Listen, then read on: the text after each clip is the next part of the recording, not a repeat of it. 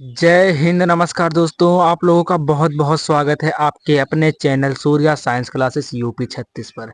आज हम समझने वाले हैं वैद्युत फ्लक्स। वैद्युत फ्लक्स क्या होता है? देखिए, आपको ये भी पता है कि वैद्युत आवेश क्या होते हैं। आवेश के चारों ओर जहां तक उसका प्रभाव होता है उसे वैद्युत क्षेत्र कहते हैं। इससे जो रेखाएं निकलती हैं वो पृष्ठ के लंबवत होती हैं और दिशा इसकी बाहर की ओर होती है। आपको ये सारी चीजें पता है। आज एक और टॉपिक है इसी से रिलेटिव, वैद्युत फ्लक्स। अगर यदि सबसे पहले हम इसे पढ़ लेते हैं। किसी पृष्ठ से होकर गुजरने वाली वैद्युत क्षेत्र रेखाओं की संख्या को या वैद्युत क्षेत्र रेखाओं को विद्युत फ्लक्स कहते हैं। यानी कि किसी भी पृष्ठ से होकर गुजरने वाली वैद्युत क्षेत्र रेखाओं की संख्या को विद्युत फ्लक्स कहते हैं। जैसे यहाँ पर देख लीजिए, यहाँ पर कोई आवेश है, इससे जो वैद्युत क्षेत्र रेखाएं निकलती हैं इस तरह से निकलती हैं, चारों तरफ ऐसे निकलती हैं।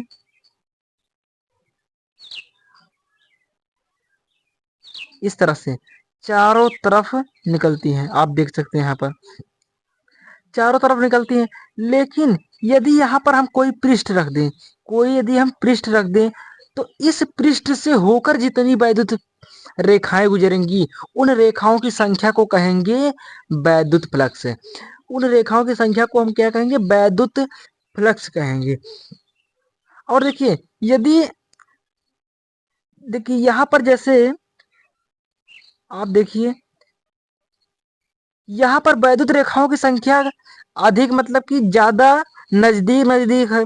और यहाँ पर जितना ही दूर जाते हैं वैद्युत क्षेत्र रेखाओं के बीच की दूरी बढ़ती जाती है। इसलिए यही पृष्ठ यदि हम थोड़ा सा सरका करके इधर रख दें, थोड़ा सा घिसका करके इधर रख दें, तो इसमें यानी कि हम इसको जितना नजदीक लाएंगे, पृष्ठ को जितना नजदीक लाएंगे उसका वैद्युत फ्लक्स उतना बढ़ता जाएगा। क्योंकि जब पृष्ठ दूर पर है तो इससे के बहुत कम वैद्युत क्षेत्र रेखाएं गुजर रही हैं, लेकिन जब नजदीक आ रहा है तो इससे बहुत ज्यादा वैद्युत क्षेत्र रेखाएं होकर के गुजर रही हैं।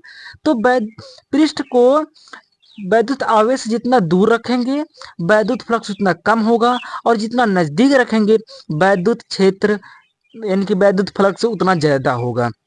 तो जो वैद्युत क्षेत्र होता है, सबसे पहले हम इसका सूत्र देख लेते हैं। पहले एक चीज आप समझ लीजिए कि देखिए, ये पृष्ठ एक ही है, उतनी ही लंबाई का है, लेकिन दूर रखे तो केवल एक दो तीन चार, चार ही जो है, चार ही वैद्युत क्षेत्र रेखाएं से गुजर पाई। लेकिन जब यही पृष्ठ नजदीक रख दिए तो देखिए यहाँ से पांच रेखाएं। यानी कि हम जितना ज्यादा रखेंगे, ज्यादा दूर रखेंगे वैद्युत फ्लक्स उतना कम होगा, और जितना नजदीक रखेंगे वैद्युत फ्लक्स उतना ज्यादा होगा। तो इसे हम नाम दे देते हैं वन, इसे नाम देते हैं टू, यानी कि टू दे देते हैं। तब हम देखेंगे कि वैद्युत फ्लक्स को फाई से दर्शाते हैं, तो जो फाई वन है वो बड़ा होगा फाई टू से, फाई वन है वो बड़ा होगा फाई टू से। लेकिन एक चीज और भी है, जैसे ये हम वस्तु को रख लिए, वस्तु को इस तरह से रखें तो हम वस्तु के पृष्ठ तल के लंबवत एक पाई खींचेंगे, और उस पाई के और वैद्युत क्षेत्र रेखा के बीच का हम कोण देखेंगे। ये पाई तो एकदम समांतर ही है, जिसके मध्य का कोण शून्य है। लेकिन यदि कोई, जैसे कि कोई वस्तु यहाँ पर इस तरह से रख दी, कोई वस्तु हम यहाँ पर इस तरह से रख दें, तो इससे मध्य हो करके दो रेखाएं तो गुजर रही हैं, इसका वैद्युत फ्लक्स दो तो हो जाएगा।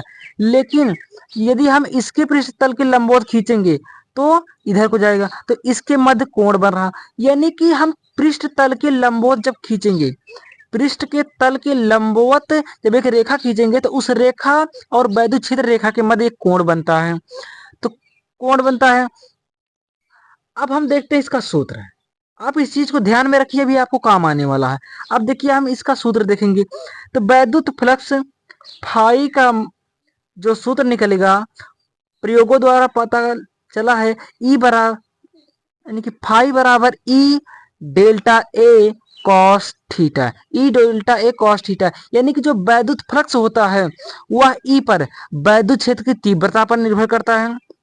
डेल्टा ए पर, यानी कि पृष्ठ के क्षेत्रफल पर निर्भर करता है। और तीसरी चीज, पृष्ठ के तल के लंबवत बनने वाली रेखा और वैद्युत क्षेत्र की रेखा के मध्य बने कोण की कॉस थीटा पर भी निर्भर करता है। तो दोस्तों ये आपके लिए एक महत्वपूर्ण सूत्र हो गया। आपसे इस सूत्र को पूछा जाता है, इस पर न्यूमेरिकल्स भी आते हैं।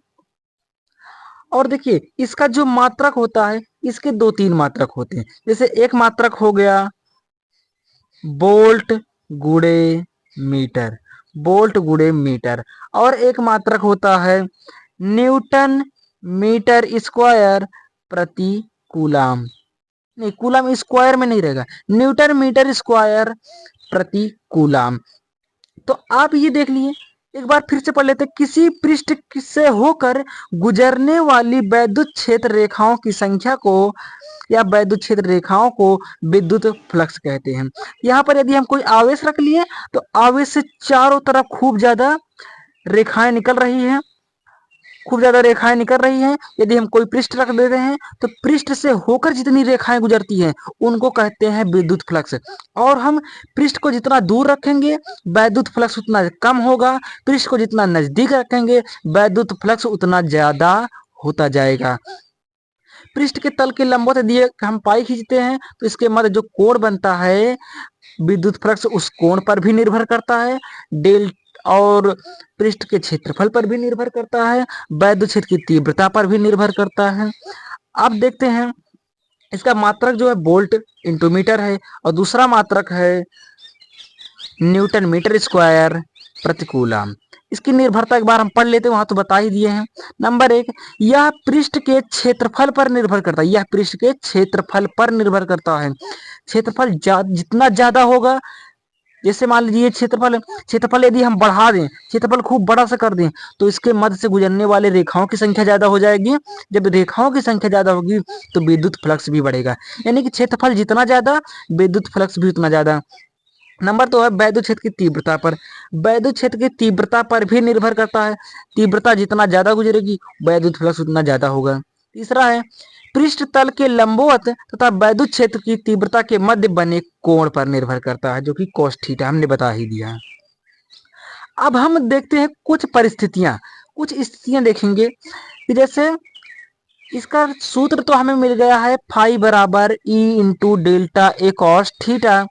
अगर थीटा का मान जब जीरो हो तो विशेष स्थितियां नंबर एक पर है, जब थीटा का मान जीरो हो तब, जब थीटा का मान जीरो हो तब क्या होता है, फाई बराबर डेल्टा ई डेल्टा ए, और कॉस जीरो का मान रखेंगे तो कॉस जीरो की जगह मान जो होता है वो एक होता है, और एक रखेंगे तो यहाँ पर कोई मतलब नहीं होगा। यानी कि जब कॉस थीटा का जब थीटा का मान जीरो हो तब तब वैद्युत फ्लक्स का मान जो होगा वो फाई बराबर ई इंटू डेल्टा ए हो जाएगा, ई इंटू डेल्टा ए हो जाएगा।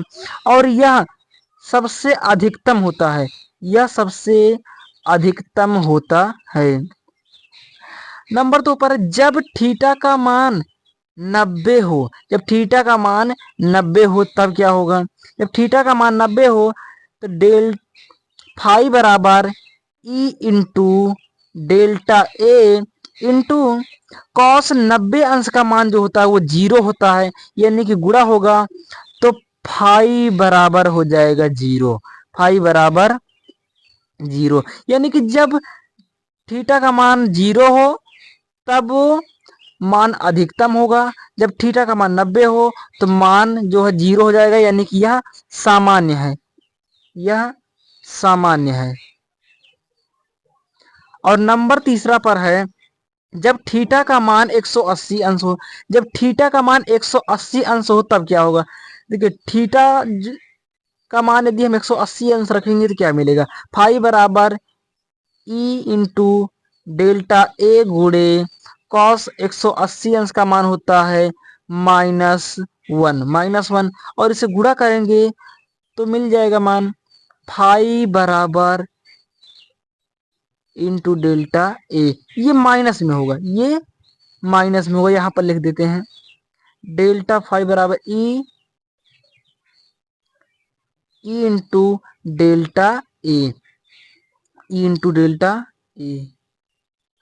तो दोस्तों आज का हमारा टॉपिक पूरा हो चुका है और मैं उम्मीद करता हूं कि आपको विद्युत फ्लक्स, उसकी निर्भरता, उसके मात्रक, उसका सूत्र और उसकी स्थितियां सब कुछ आपको समझ में आ गई होगी। मिलते हैं किसी नेक्स्ट वीडियो में, तब तक के लिए धन्यवाद। जय हिंद जय भारत, जय हिंद जय भारत।